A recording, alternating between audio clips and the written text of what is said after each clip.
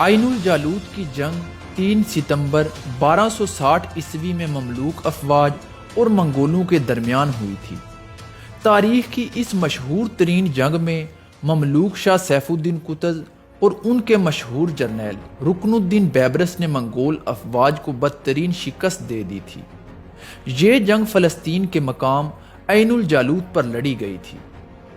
اس فتح کے نتیجے میں مصر، شام اور یورپ منگولوں کی تباہ کاریوں سے بچ گئے تھے۔ اس جنگ میں ایل خانی حکومت کے منگول بانی ہلاکو خان کا سپہ سالار قطبوغا بھی مارا گیا تھا۔ 7ویں صدی ہجری میں تاتاریوں نے مسلمانوں کی سرزمین پر عظیم جارحیت کا ارتکاب کیا اور نتیجتاً مسلمانوں کا خلیفہ معتصم باللہ ہلاک ہو گیا اور دارالحکومت بغداد سمیت مسلمانوں کی 3/4 سرزمین تاتاریوں کے قبضے میں چلی گئی تھی۔ سقوط بغداد کے بعد خلافت عباسیہ کا ہمیشہ کے لیے خاتمہ ہو گیا تھا، جس کے بعد مسلمانوں کو شکست در شکست کا سامنا کرنا پڑا۔ منگولوں نے سارے عراق پر قبضہ کرنے کے بعد شام کی سرزمین پر جارحیت کا ارتکاب کیا اور یہاں بھی ظلم و ستم کا بازار گرم کر دیا، کیونکہ اس علاقے کے لوگوں نے ہتھیار ڈالنے سے انکار کر دیا تھا۔ اس لیے منگولوں نے اس علاقے میں قتل عام کیا۔ سقوط دمشق کے بعد تاتاری مصر اور مراکش کی طرف آگے بڑھے، جو مسلمانوں کے آخری مضبوط ترین گڑھ تھے۔ اگر یہ بھی منگولوں کے قبضے میں چلے جاتے تو تمام مسلمہ امت تباہ ہو جاتی۔ 658 ہجری میں ہلاکو خان 3 لاکھ کے لشکر کے ساتھ مصر کی جانب آگے بڑھا۔ اس وقت مصر کے حاکم سلطان سیف الدین قطز تھے۔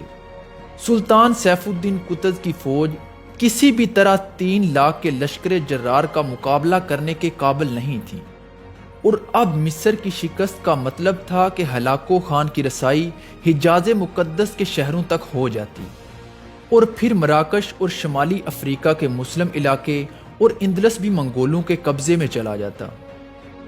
مگر اس موقع پر اللہ تعالیٰ نے عالم اسلام کو بچا لیا اور ایک معجزہ رونما ہوا۔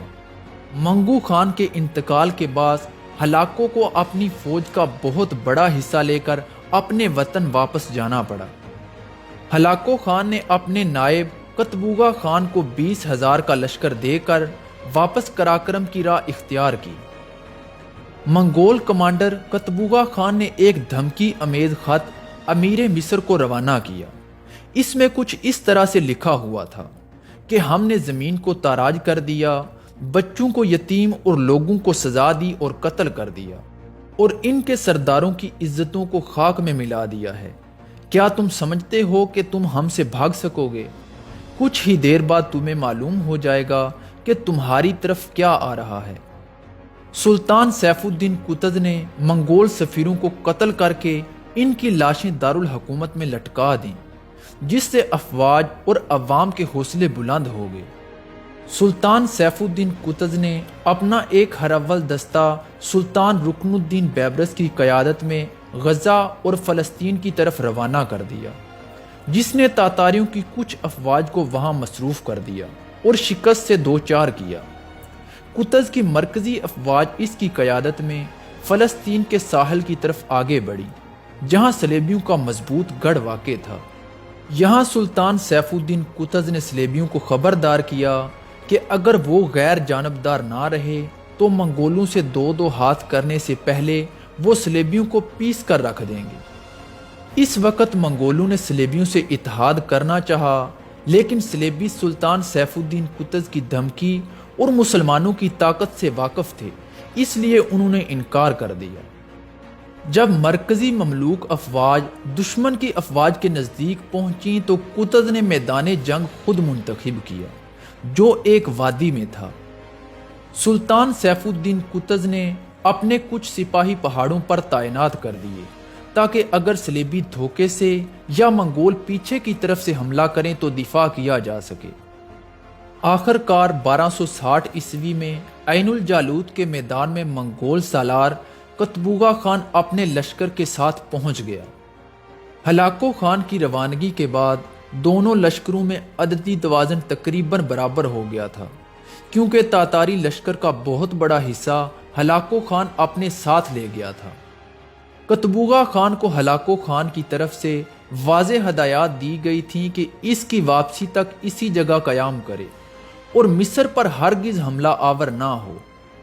امیر رکن الدین بیبرس کو جب ہلاکو خان کی واپسی کی اطلاع ملی تو انہوں نے سلطان سیف الدین قطز کو فوراً منگولوں پر حملہ کرنے کا مشورہ دیا۔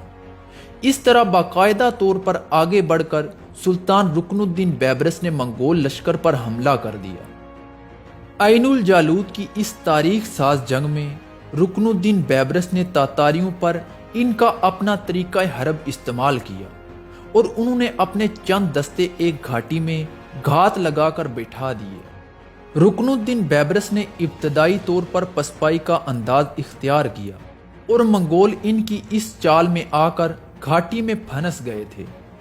گھات لگا کر دشمن کو تنگ جگہ لا کر پھنسانا تاتاریوں کا اپنا انداز جنگ تھا، جو سلطان رکن الدین بیبرس نے خود ان پر استعمال کیا اور ماضی کی فتوحات کے نشے میں سرشار قطبوغا خان سلطان بیبرس کی چال میں آ گیا۔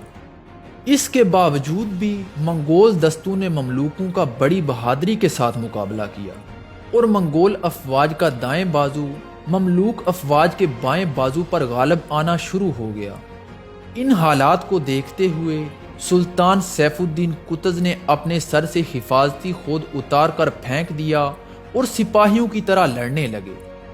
قطز کی جرت نے مسلم افواج کے سرداروں کو دم بخود کر دیا، جنہوں نے فوراً قطز کی پیروی کی اور مسلم افواج کا حوصلہ بحال ہو گیا اور کچھ ہی لمحوں میں پانسا مسلم افواج کے حق میں پلٹ گیا۔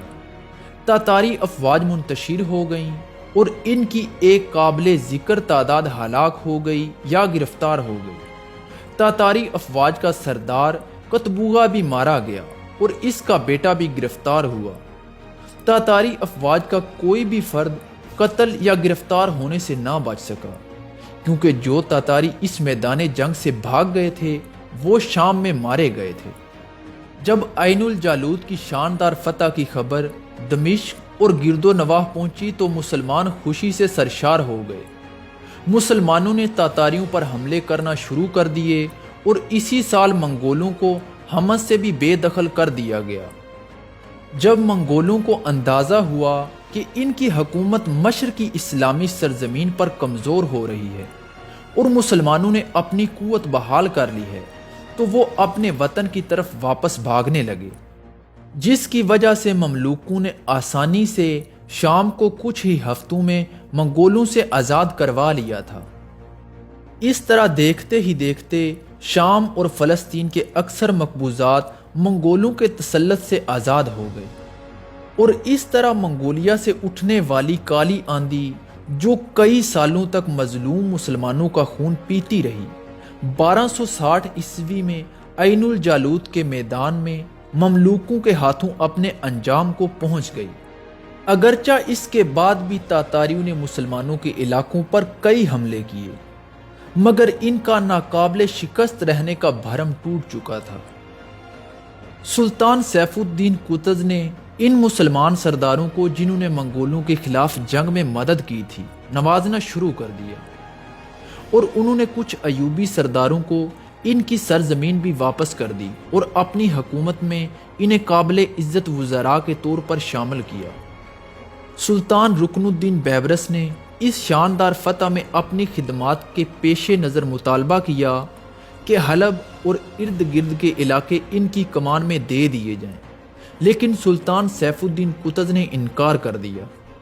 قاہرہ میں واپسی سے چند روز قبل سلطان سیف الدین قطز پر اصرار انداز میں قتل ہو گئے، جس کے بارے میں کہا جاتا ہے کہ سلطان رکن الدین بیبرس نے خود یا پھر ان کے اشارے پر قتل کیا گیا تھا۔ یوں اس شاندار فتح کے باوجود سلطان سیف الدین قطز فاتحانہ انداز میں واپس دارالحکومت نہ پہنچ سکے اور یہ شرف سلطان رکن الدین بیبرس کو ملا۔